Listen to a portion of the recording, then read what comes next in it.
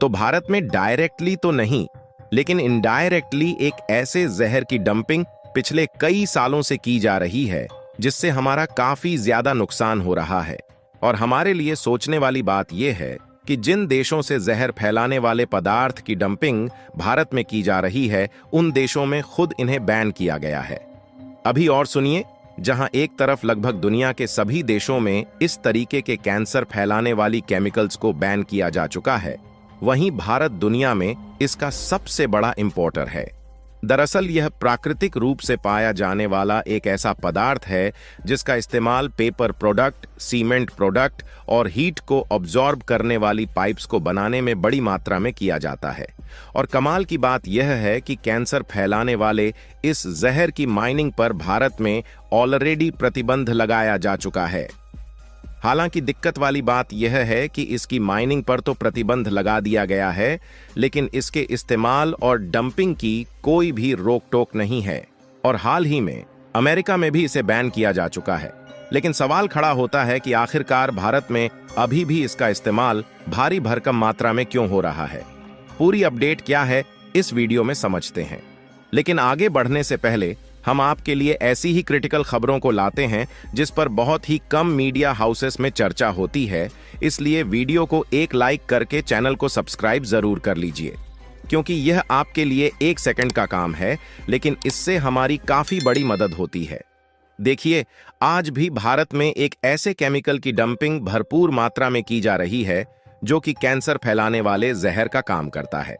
आज हम बात कर रहे हैं एस्बेस्टॉस केमिकल्स की, क्योंकि भारत से मिले रिपोर्ट्स की माने तो टोटल कैंसर केसेस में 16% शेयर इस एस्बेस्टस का होता है। और इस समय दुनिया भर में लगभग 6 ऐसे देश हैं जो भारत में इन्हीं केमिकल्स को एक्सपोर्ट करते हैं। और दुनिया भर में इस्तेमाल होने वाले कुल एस्बेस्टस केमिकल्स का लगभग आधा यानी कि 44% हिस्सा अकेले भारत में ही इंपोर्ट किया जाता है। और इस समय दुनिया भर में 6 तरीके के एस्बेस्टॉस अवेलेबल है, लेकिन इनमें से क्राइसोटाइल ही एक ऐसा अकेला एस्बेस्टॉस है जो कि सबसे कम खतरनाक होता है। बाकी 5 तरीके के एस्बेस्टॉस को पहले ही बैन किया जा चुका था, केवल इसी कैटेगरी के एस्बेस्टॉस को परमिशन मिली हुई थी। लेकिन बड़ी खबर यह है कि हाल ही में अमेरिका की तरफ से इस पर भी प्रतिबंध लगाया जा चुका है।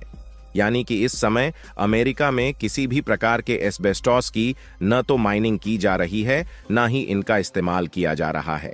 लेकिन आपको जानकर हैरानी हो सकती है कि अभी भी भारत की तरफ से इस पर कोई भी प्रतिबंध नहीं लगाया गया है, जो कि हमें यह सोचने पर मजबूर कर चुका है कि आखिरकार अभी तक भारत में इसकी भरपूर मात्रा में डंपिंग क्यों की जा रही है। अगर इस तरीके के केमिकल और एक्सपोजर की बात करें तो इसका इस्तेमाल ऑटोमोबाइल इंडस्ट्री से लेकर कंस्ट्रक्शन वाले प्रोजेक्ट में भी किया जाता है। और ज्यादातर इसका इस्तेमाल तो हीट एब्जॉर्ब करने वाली पाइप को बनाने में किया जाता है। और न सिर्फ हम कैंसर फैलाने वाले इस तरीके के खतरनाक केमिकल्स को भारत में इंपोर्ट करते हैं, बल्कि इस केमिकल का एक्सपोर्ट हम बांग्लादेश और श्रीलंका जैसे पड़ोसी देशों में भी कर रहे हैं। और तो और इन केमिकल्स का इस्तेमाल करके बनाए गए पाइप्स, सीमेंट और पेपर प्रोडक्ट्स को भी हम दूसरे देशों में अभी भी बेच रहे हैं, और इन केमिकल्स के इस्तेमाल पर कोई भी रोक टोक नहीं लगाया गया है। आपको बता दें कि 6 बड़े देश भारत को 43 करोड़ किलोग्राम एस्बेस्टस की मात्रा एक्सपोर्ट करते हैं, और इनमें से भी 85% क्वांटिटी अकेले रूस से भारत में आती है, जबकि रूस के अलावा बाकी की quantity Brazil, Kazakhstan, Hungary, Poland और साउथ अफ्रीका से भारत में इसकी डंपिंग कराई जाती है। जहां इन देशों में से भी ब्राजील, पोलैंड, हंगरी और साउथ अफ्रीका में इन खतरनाक एस्बेस्टॉस को पूरी तरह से बैन किया जा चुका है। हालांकि भारत ने भी इसके संबंध में कदम उठाने का प्रयास किया, लेकिन इसके इस्तेमाल को पूरी तरीके से बंद नहीं किया जा सका। और ध्यान दिया जाए तो भारत ने साल 1993 से ही इसकी माइनिंग पर रोक लगा दिया है। और साथ ही भारत ने रेलवे से कई कैटेगरी वाले एस्बेस्टॉस के इस्तेमाल को खत्म कर दिया है। लेकिन कैंसर फैलाने वाले इस रेशेदार खनिज का इस्तेमाल आवास और निर्माण में अभी भी हो रहा है, खास तौर पर छत बनाने में किया जा रहा है, क्योंकि इस उद्देश्य के लिए क्राइसोटाइल को सीमेंट में मिलाया जाता है, लेकिन इसका जोखिम कम नहीं हुआ है। और दूसरी सबसे बड़ी बात यह है कि इसका उपयोग यही तक सीमित नहीं है, बल्कि इसकी उपयोगिता कई सेक्टर में इतनी ज्यादा इस समय शुरू हो चुकी है कि इससे डिपेंडेंसी को खत्म करना उतना ही आसान नहीं है। क्योंकि अमेरिका की तरह ही भारत में भी एस्बेस्टॉस का उपयोग पाइपिंग, वाहन, ब्रेक पार्ट्स और अन्य चीजों में भी किया जाता है। और ऐसा भी नहीं है कि एस्बेस्टॉस की जगह पर दूसरे केमिकल्स और मिनरल का इस्तेमाल नहीं किया जा सकता, बल्कि इसके लिए दूसरे ऑप्शन भी मौजूद हैं। और वहीं एस्बेस्टॉस की जगह पर हीट रेजिस्टेंट वाले दूसरे मटेरियल को भी उपयोग में लाया जा सकता है, जिसमें सेलुलोज फाइबर, थर्मोसेट प्लास्टिक और सिलिका फैब्रिक जैसे मटेरियल को एस्बेस्टॉस की जगह पर इस्तेमाल किया जा सकता है। लेकिन हम शायद अभी भी इसके लिए आंख बंद किए हुए हैं, और ऐसा इसलिए क्योंकि एस्बेस्टॉस केमिकल्स अन्य मटेरियल्स की अपेक्षा कई गुना सस्ता पड़ता है। आपको बता दें कि एस्बेस्टॉस अपने पूरे जीवन काल में हानिकारक बना रहता है और इससे फेफड़ों के कैंसर जैसी गंभीर बीमारियों का खतरा होता है। इसलिए आज के समय में दुनिया के करीब 70 देशों ने एस्बेस्टॉस के उत्पादन पर रोक लगाई है।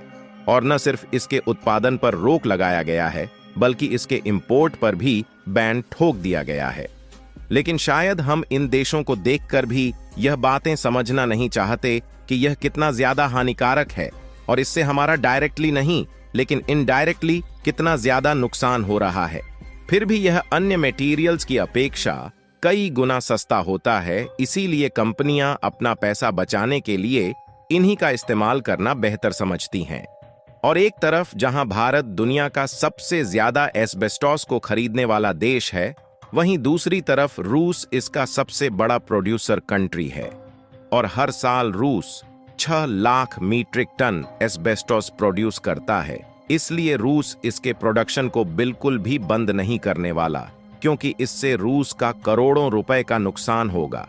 लेकिन फिर भी भारत यदि इसके इंपोर्ट को बंद करता है तो इससे न सिर्फ हमारी करोड़ों रुपए की बचत होगी, बल्कि इस खतरनाक केमिकल्स से होने वाले 16% कैंसर के खतरे से भी बचा जा सकता है।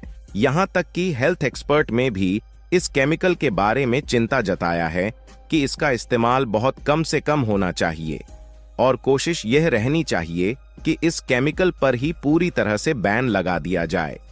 बाकी आपको क्या लगता है कि इतना सब कुछ जानते हुए भी जानबूझकर इस खतरनाक केमिकल को भारत में इंपोर्ट क्यों किया जा रहा है? अपनी राय कमेंट में जरूर बताएं और इस वीडियो को एक लाइक करके अपने मित्रों तक शेयर जरूर करें ताकि उन्हें भी जानकारी मिल सके। इसी तरह और भी नॉलेजेबल वीडियो देखने के लिए चैनल को सब्सक्राइब करके बेल आइकन को ऑल पर जरूर सेलेक्ट करें। जय श्री राम।